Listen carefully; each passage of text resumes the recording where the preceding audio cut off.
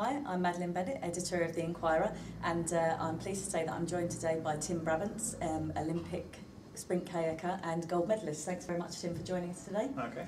Great. So, do you want to tell us a bit about your preparations for the Olympics so far? So we're 100 days to go now to the Olympic Games. For our sport, it's quite difficult because we haven't qualified any people yet. Basically, we have to qualify in the Olympic year. So we qualify GB places, and then those places, the actual athletes are qualified this year. So I'm still going through that process now. We have a spot, but we don't know who's going to fill it. So in another sort of 5 weeks is our next selection race. I won my first selection race at the weekend just gone. I have to win one more race, and then that's my nomination for Team GB sorted. So far preparations are going well, and it's great, the excitement's building. Yeah. 100 days to go. Absolutely. And I was going to say, in terms of the 100 days, is it what kind of milestone is this for you? It's quite a scary milestone, really, because it comes so quickly. I mean, 4 years since Beijing has just flown by, and each Olympic cycle seems to go like that. But now you see all the venues, a lot of test events have been happening. London's ready for the Games.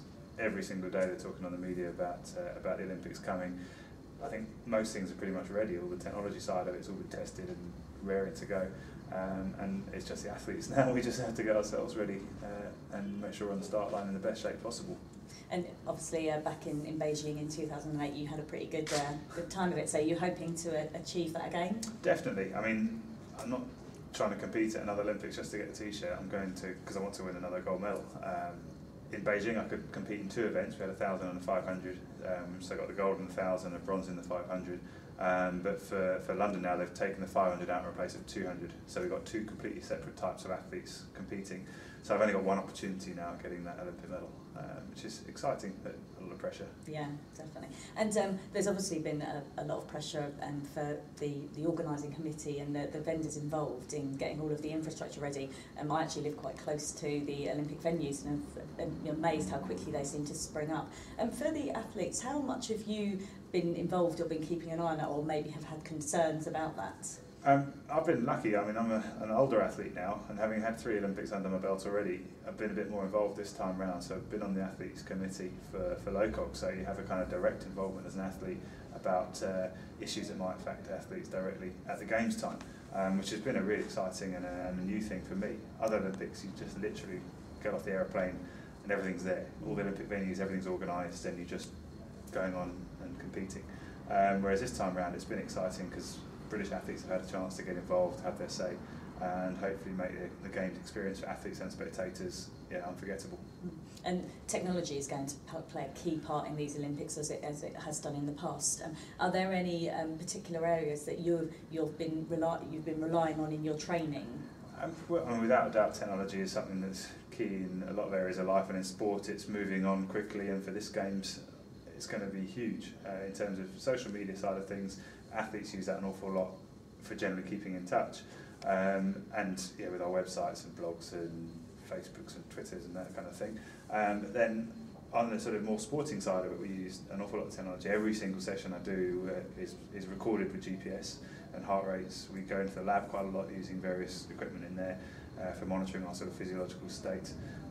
The boats are now built with fibre optics in them, so that they can actually measure forces and stresses through the boats as we're paddling them, with strain gauges on the paddles. I mean, it's kind of unending, and it's a continuous process where they keep evolving.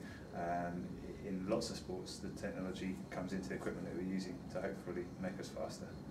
And then obviously to run the Games, there's a lot of technology infrastructure that's already in place, and things like the network infrastructure and the video communications. I think it's going to make it a fantastic experience for people not there this year, able to watch all the Games and the different events over tablets and their PCs, which must make it more exciting for you competing, knowing that's available. I mean, it's accessible then across the world to anybody. Like you say, you can be sitting there almost watching my final, hopefully, on a mobile phone if you wanted to.